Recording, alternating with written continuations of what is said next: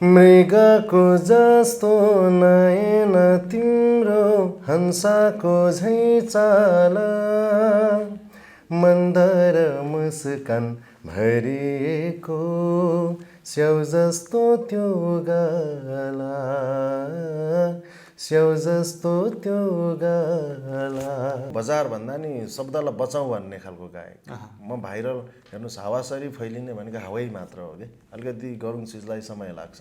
फुल फुल्यो भमरा डुल्यो फुलको डालीमा बैस बढ्यो मलोभी ओठको लालीमा। म्याक्सिमम देशहरूमा चाहिँ राम्रो गाएर सफल कलाकार भन्छ। हाम्रो देशमा चाहिँ त्यो छैन। राम्रो गाउने पछि परिरहेको छ एउटा हाम्रो सिस्टम नै गलत छ। इभन राजनीतिलाई हेर्नुहोस् एउटाले एक दिन आज राम्रो भाषण गर्दैन सबै त्यसको पछि पर्ने क्या, तर उसले काम कस्तो गर्छ त्यो नहेरिदिने। अनि म्युजिकमा पनि आज एउटा हिट छ भने उसको चाहिँ जे पनि हिट क्या, जस्ताले पनि। तर जुन राम्रो काम गर्ने पनि छन् नि त कलाकारहरू, मैले महिनामा 30 देखि 40 वटा गीत गर्नुपर्छ यदि म असल कलाकार हो भने।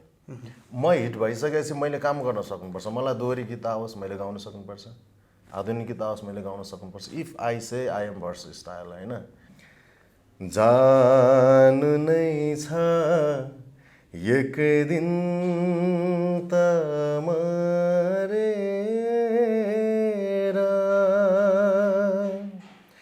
नाचौँ आज रमाइलो गरेर।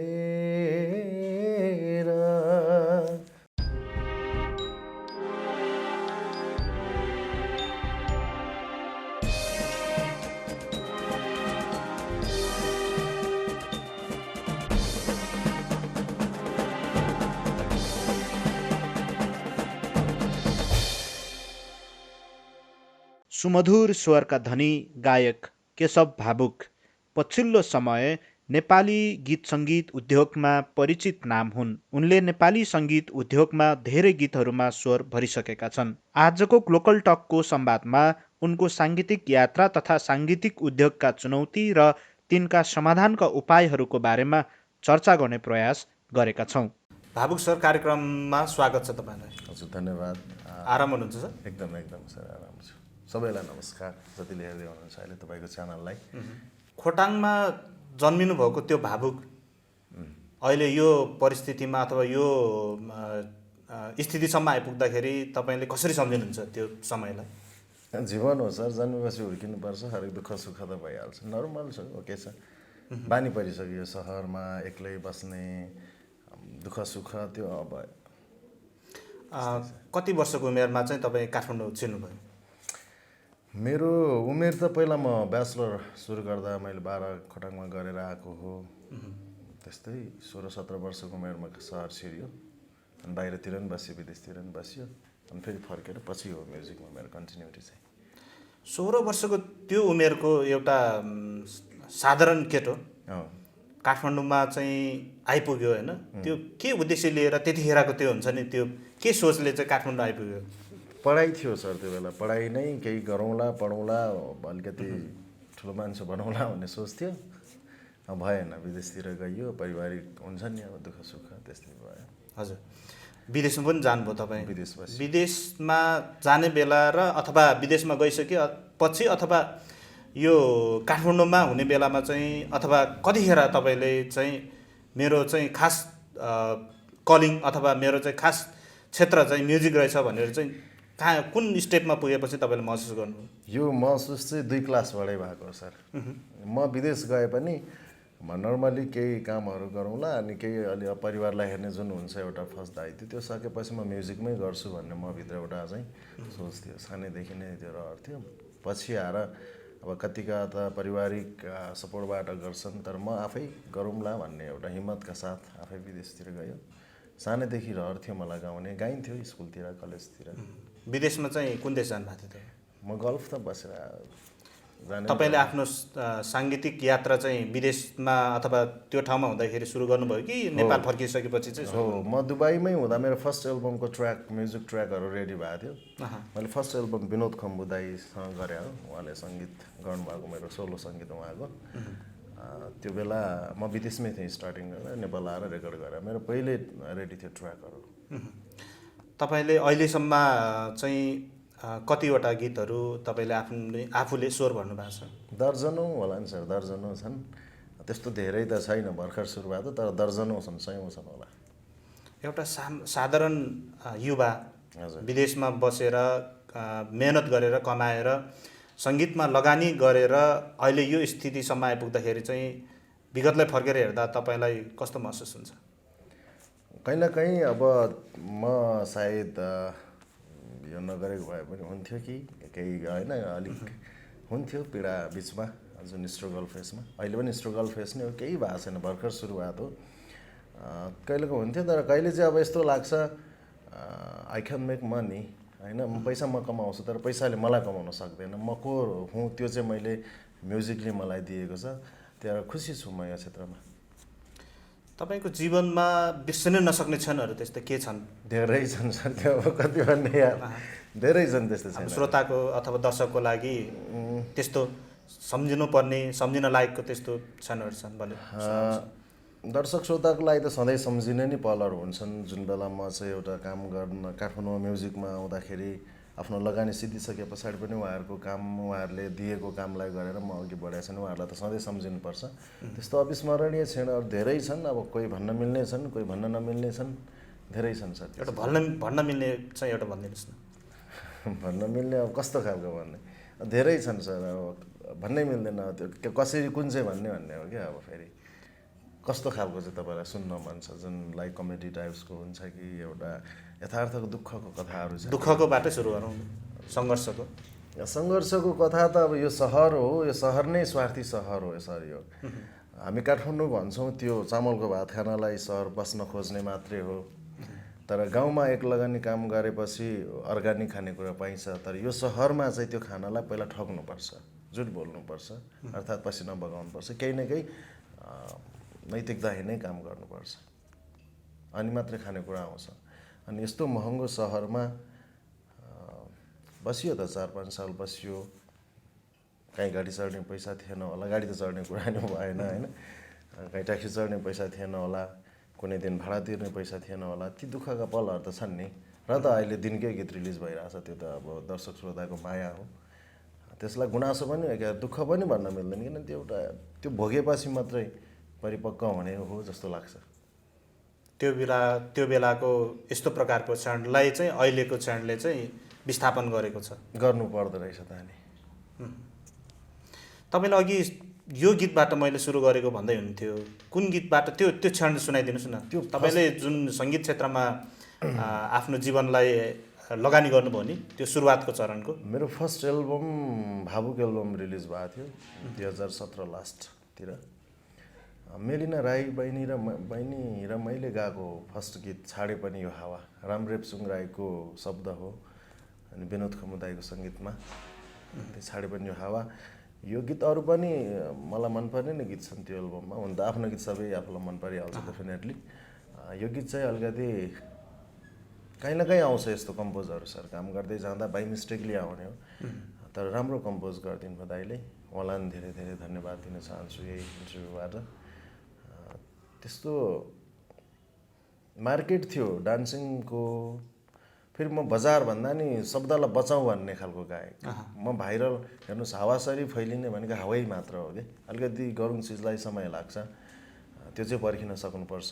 म्युजिक व्यापार होइन, म्युजिक ध्यान हो, अब यसलाई पर्खिन सक्नुपर्छ। ध्यान भनेको त एउटा हासिल हुने चिज हो, त्यो ध्यान गरेपछि यसलाई समय लाग्छ। त्यो भ्युजको आधारमा पब्लिकली फेसबुकमा 2-4वटा लाइक बढ्दैमा युट्युबमा मान्दिनँ। अनि मलाई चाहिँ त्यो टाइप प्याट्रनको गीत बढी मन पर्थ्यो त्यो बेला। अहिले पनि मलाई स्याड गीतहरू धेरै मनपर्छ।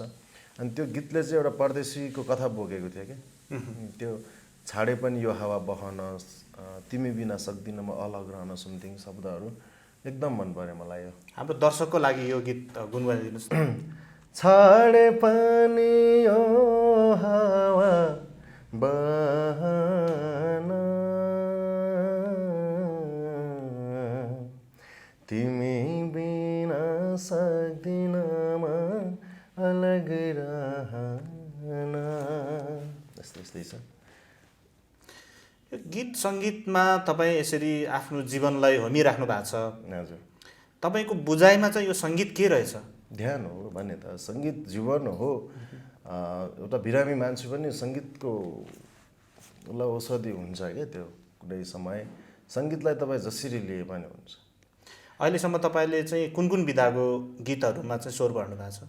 मैले आधुनिक, दोहोरी, पश्चिमेली दोहोरी, पूर्वेली दोहोरी, हिन्दी गीत पनि गाएको छु केही गीतहरू। डान्स गीतहरू त डेफिनेटली अहिले हजुरहरूलाई थाहा छ बजारमा आइरहेछ। लगभग गएको छु सर अहिले। केशव भावुकलाई चाहिँ चिन्नु पर्दा अथवा चिनाउनु पर्दाखेरि चाहिँ कुन विधालाई बढी प्रतिनिधित्व गर्छ? म एउटा म्युजिकको विद्यार्थी हो, वर्कर हो।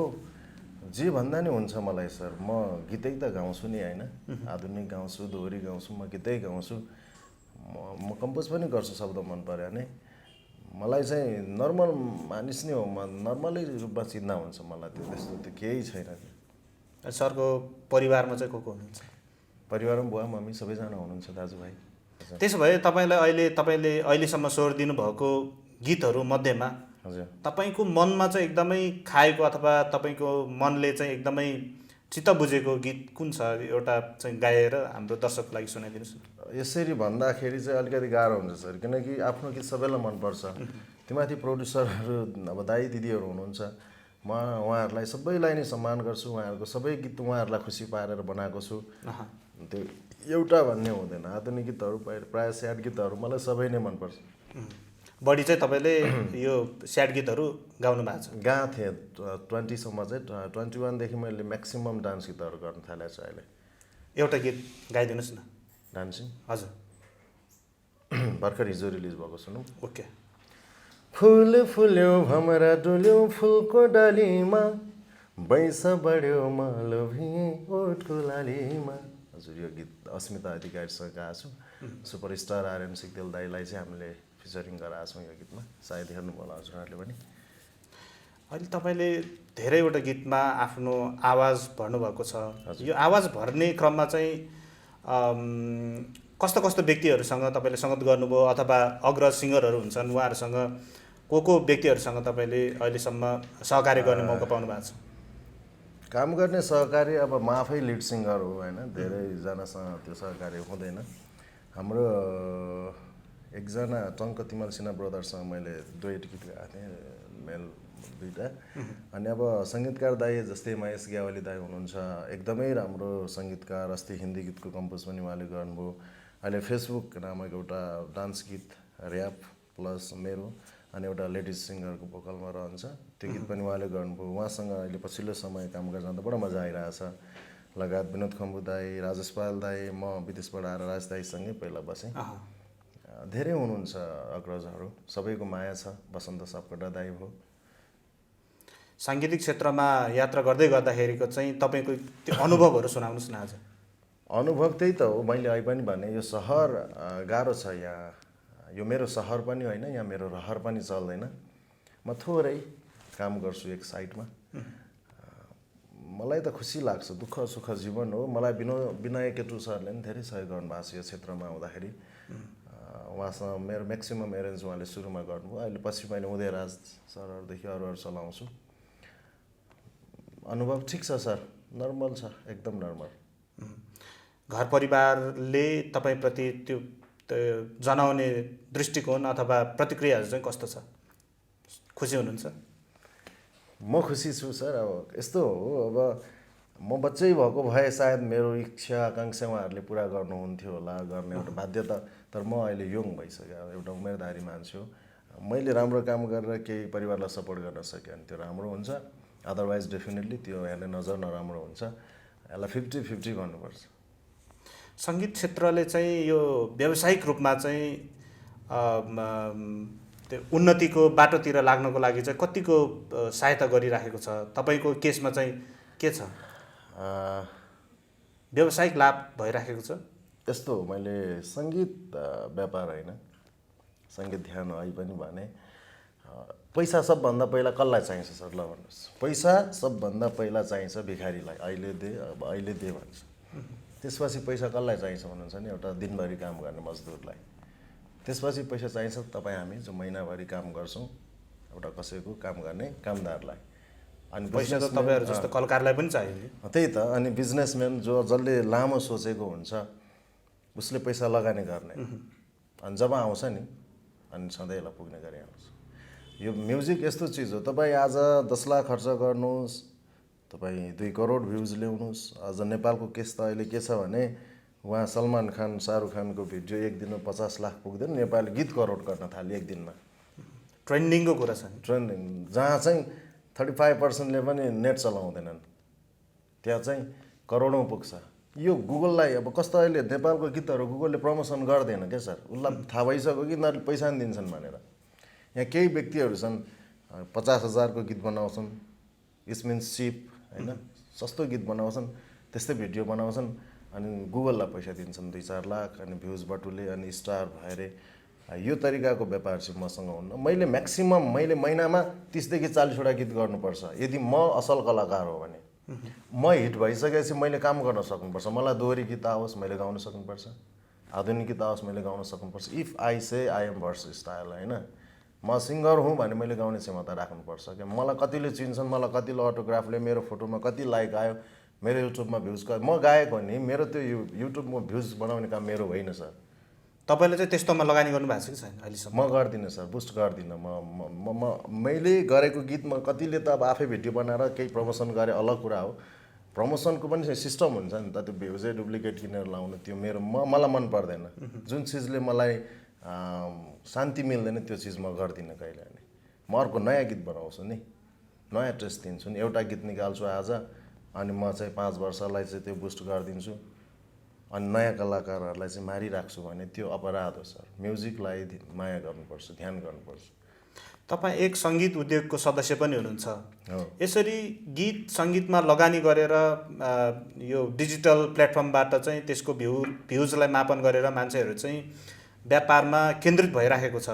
एउटा सङ्गीतमा आबद्ध भएको व्यक्तिको हिसाबले यो ट्रेन्ड चाहिँ यो किन यस्तो भइराखेको छ, यो कता जाँदैछ सङ्गीत क्षेत्र? यस्तो सर, पाप गर्ने मात्रै होइन, पापको कुरा सुन्ने र बोल्ने पनि पाप हो। मैले भने त अब स्थिति गाह्रो छ अहिले नेपालको म्युजिक इन्डस्ट्रीको होइन भने। अब यसलाई यसरी बुझ्नुपर्छ, कुनै नयाँ आउँदा पुरानोको भाउ घट्दैन भने जस्तै केही व्यक्तिहरूले त्यो गरिरहेछन्। अब दर खाने गीतमा चाहिँ रक्सी खाने, त्यो माला लार देउसी खेल्दा गाँजा खाने, त्यो गर्नेले गर्छन्। त्यो गराउने पनि म्युजिक लभर होइन, त्यो लेखक पनि त्यो लेखक होइन, त्यो व्यापारी हो, दलाल हो म्युजिकको। त्यो सोचेर गाउने पनि दलाल हो। नारायण गोपाललाई फर्केर हेर्नुहोस् न, त्यो जमानामा पनि फ्यान थियो त होइन। डोकोमा सिटी बोक त्यो चक्का त्यतिखेर त क्यासेट त्यो बोक्नलाई जान्थ्यो त फ्यानहरू, कि सुन्थे त उहाँहरूका। अनि त्यो दलालहरू हुन्। म्युजिक प्रेम हो, जीवन हो, म्युजिकलाई माया गर्ने हो सर। नयाँ प्रतिभा दिने हो तपाईँसँग छ भने, छैन भने त्यही तरिकाले दलाल गर्ने हो। म भनेपछि अहिले जुन ट्रेन्डिङको हिसाबले लगानी गरिरहेछ उनीहरू दलालको काम गरिराखेको छ। सबै होइन, सबै त राम्रो चिज त आफै हिट भइहाल्छ नि सर। तर म्याक्सिमम नेपालको केस त्यो हो। फेरि यदि कसैले पैसा खर्च गरेर भ्युज बटुल्छ अनि स्टार भएर हिँड्छ नि, त्यो चाहिँ दलाल हो। यो तपाईँहरूको यो सङ्गीत क्षेत्रमा चाहिँ त्यस्तो छ कि छैन? जसरी अहिले फिल्म क्षेत्रमा चाहिँ महानायकको कसलाई महानायक भन्ने कुराहरूको त्यो बढी चर्चा भइराखेको हुन्छ क्या। यो सङ्गीत क्षेत्रमा चाहिँ, गायन क्षेत्रमा चाहिँ त्यस्तो हुन्छ कि हुँदैन? त्यो यस्तो हो, कसैले कसैलाई माया गरेर केही नाम राखिदिनु त्यो अलग पार्ट हो।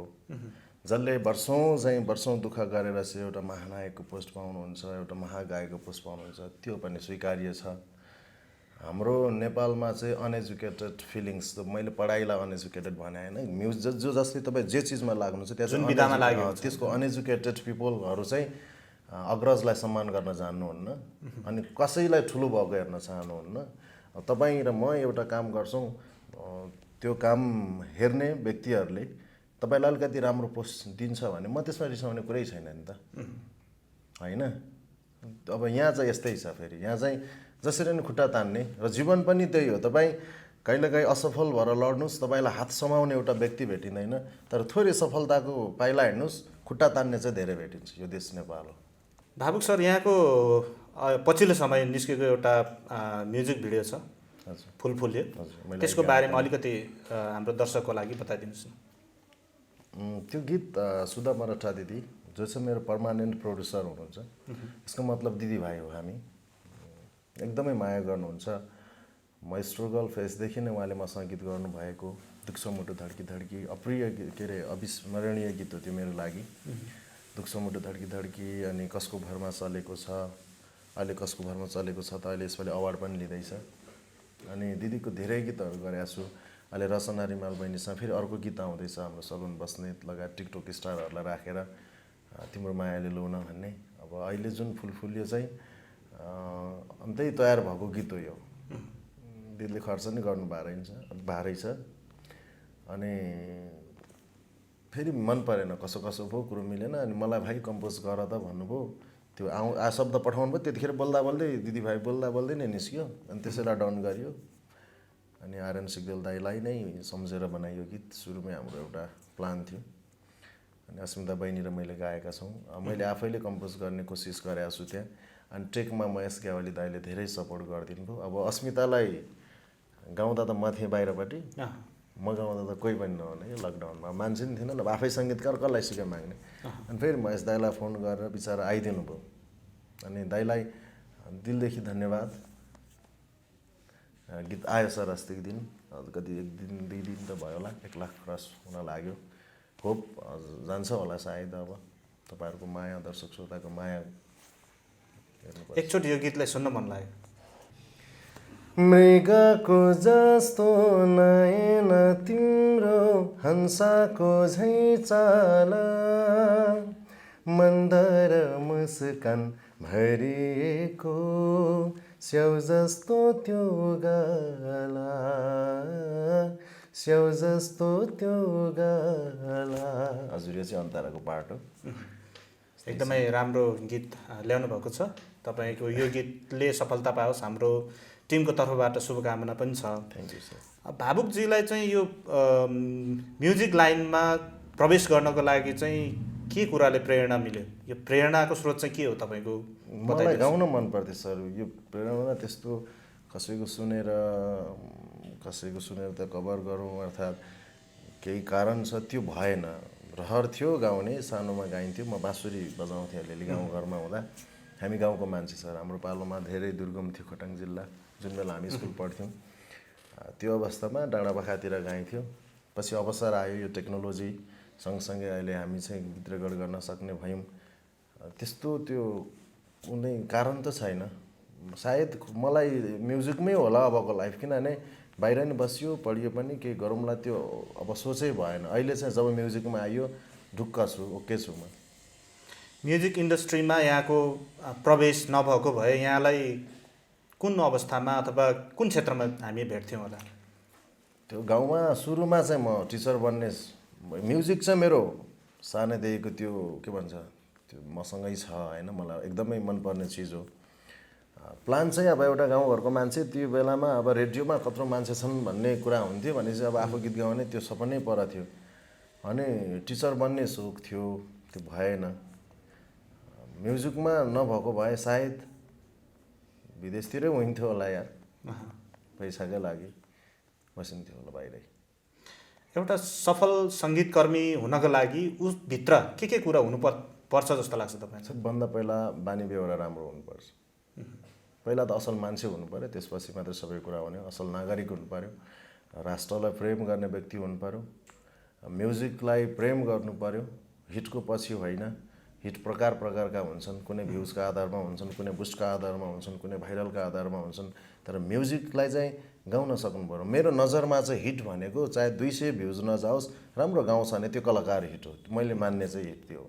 राम्रो कलाकार बन्नलाई पहिला राम्रो बानी व्यवहार हुनु पऱ्यो, अग्रजलाई सम्मान गर्न सिक्नु पऱ्यो, अरूको गीतलाई सुन्नु पऱ्यो, अनि मेहनत गर्नु पऱ्यो, गाउनलाई मेहनत गर्नु पऱ्यो। त्यही हो सर। यहाँ विगत लामो समयदेखि यो सङ्गीत क्षेत्रमा आबद्ध हुनुहुन्छ। कोरोना पेन्डेमिक सिचुएसन पछि चाहिँ यो म्युजिक क्षेत्र चाहिँ कसरी अगाडि बढिराखेको छ, कस्तो छ, तपाईँले कस्तो भेट्नु भएको छ? म्युजिक यस्तो चिज हो, बिरामीले पनि सुन्छ। यो कोरोनाले नि रोक्दैन, केहीले रोक्दैन। म्युजिक एउटा मैले भने जीवन हो, केही रेकर्डिङका काम रोकियो होला, सुटिङको कामहरू रोकियो होला, तर अडियो वाइज आइरहेको थियो बजारमा। मेरै पनि कोरोनाकै समयमा 12-15वटा गीत लगभग रिलिज भयो पोहोरदेखि हेर्ने हो भने। अहिले पछिल्लो समय चाहिँ त्यही त अलिकति खर्च बढी, जुन हामी चाहिँ भिडियोलाई खर्च कम गर्छौँ, अडियोलाई खर्च कम गर्छौँ। एउटा कलाकारलाई गाउन लाएर उसलाई 5,000, 10,000, 15,000 दिनलाई चाहिँ लोभ गर्छौँ, तर गुगललाई चाहिँ हामी लाखौँ रुपियाँ पैसा दिएर प्रमोसन गर्छौँ। त्यो केही फाइदै छैन होइन। तपाईँको गीत जम्मा 10,000ले मात्रै हेरुन्, तर 10,000मा पनि 2 जनाले मात्रै काम मन पराएर तपाईँलाई 2टा नयाँ काम दिउन् के, त्यो चाहिँ सफल हो। भ्युज करोड होस् न, तर अर्थ छैन भने ती गीतहरूको कुनै पनि मतलबै हुँदैन। अनि पछिल्लो समय चाहिँ त्यही भल्गरिटीका कुराहरू आउँछन्। अनि त्यही त अब फेस भ्यालुका कुराहरू आउँदाखेरि चाहिँ अलिक गाह्रो हो। हाम्रो म्युजिक हाम्रो देशमा चाहिँ म्याक्सिमम देशहरूमा चाहिँ राम्रो गाएर सफल कलाकार बन्छ। हाम्रो देशमा चाहिँ त्यो छैन। राम्रो गाउने पछि परिरहेको छ। एउटा हाम्रो सिस्टम नै गलत छ। इभन राजनीतिलाई हेर्नुहोस्, एउटाले एक दिन आज राम्रो भाषण गर्दैन, सबै त्यसको पछि पर्ने क्या, तर उसले काम कस्तो गर्छ त्यो नहेरिदिने। अनि म्युजिकमा पनि आज एउटा हिट छ भने उसको चाहिँ जे पनि हिट क्या, जस्ताले पनि। तर जुन राम्रो काम गर्ने पनि छन् नि त कलाकारहरू, हेरिदिँदा के जान्छ यार, पैसा तिरेर हेर त भने होइन त कसैलाई। राम्रो चिजलाई चाहिँ न्याय गरिदिनु पर्यो दर्शक श्रोताले। यो चाहिँ यो चाहिँ भन्नुपर्ने कुरा हो। यहाँले समस्याका कुराहरू, चुनौतीका कुराहरू पनि गर्नुभयो। अब यसलाई चाहिँ व्यवस्थापन गर्ने अथवा त्यो समस्यालाई निराकरण गर्नको लागि तपाईँ जस्तै अब सङ्गीत क्षेत्रमा लागेका व्यक्तिहरूले के गर्नु पर्ला, अथवा यो क्षेत्रलाई अझ सुधार्नको लागि त्योसँग सम्बद्ध अथवा आबद्ध भएको निकायहरूले के गर्नु पर्ला? यो निकाय, हजुर सरी मैले हजुरको कुरा काटेँ। निकाय कस्तो छ भने, निकाय पनि मैले अस्ति त्यो जुन न्युज आएको थियो, एउटा दोहोरी सिङ्गरले अर्को दोहोरी सिङ्गरलाई गाली गरिरहेको थियो।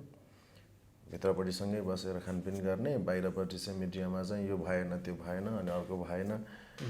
यस्तो हो, हरेक ठाउँमा नेगेटिभ पोजिटिभ हुन्छ। इभन तपाईँ एउटा घरभित्रकै कुराहरूलाई ल्याउनुहोस्, राम्रा व्यक्तिहरू रहिरहन्छन् 30 वर्ष 35 वर्ष, चल्नुसँग सरोकार हुन्न सर। पैसा कमाउनु छ भने त विदेश जाँदा नि हुन्छ नि। म्युजिकमा पैसा कमाउन आउने होइन, र आफ्नो नामलाई मात्रै हेरेर आउने। नाम चाहिन्छ, आफ्नो ठाउँमा छ, तर यहाँ आएर म नेपाली सङ्गीतमा काम गर्छु भने म एउटा राष्ट्रको अङ्ग हो नि त।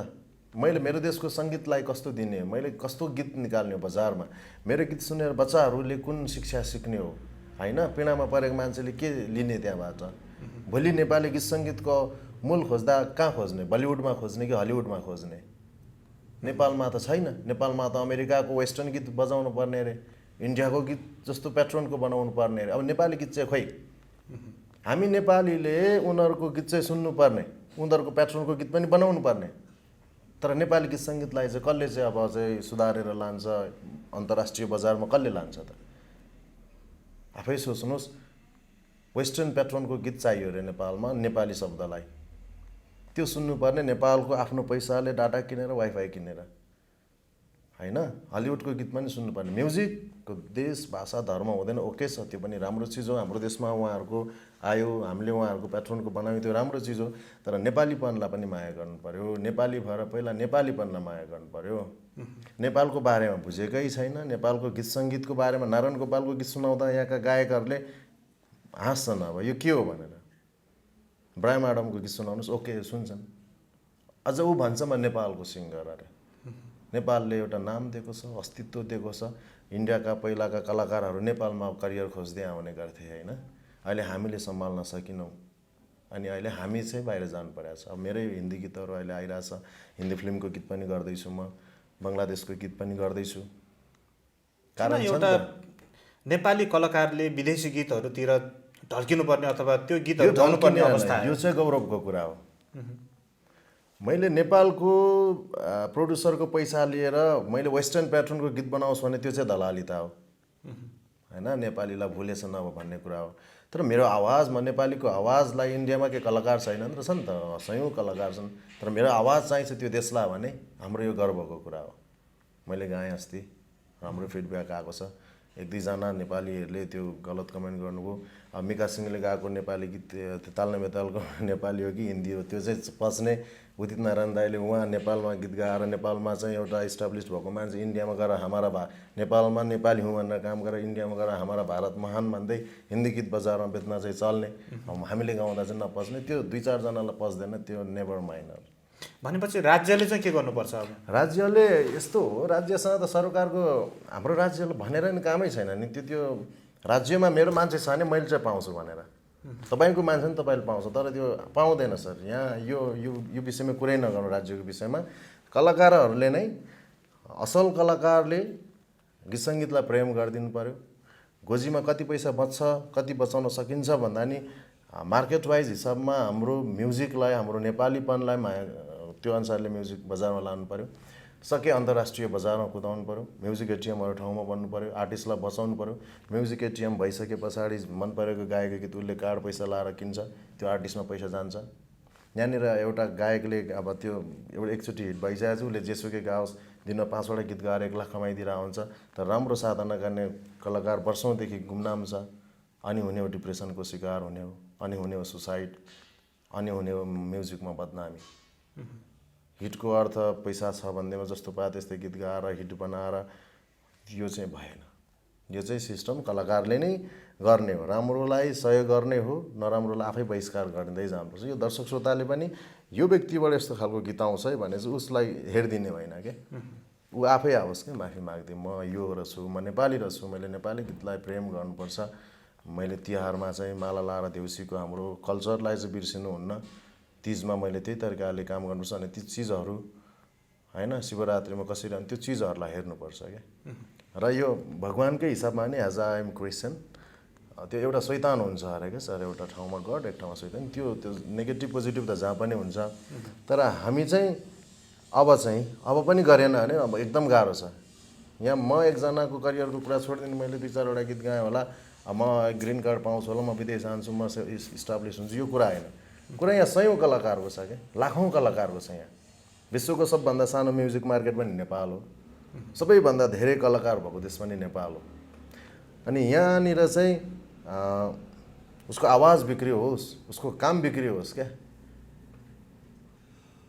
त्यो हिट अलग कुरा। प्रतिभालाई चाहिँ कदर हुनु पर्यो भन्ने जोड चाहिँ तपाईँको हो। तपाईँ यसरी साङ्गीतिक क्षेत्रमा लागेर जीवनमा के पाए जस्तो लागेको छ अथवा के गुमाएको जस्तो लाग्छ? त्यही हो सर, मरियो भन्ने मलाई पाइन्छ, ब्याङ्क ब्यालेन्स 0 हो।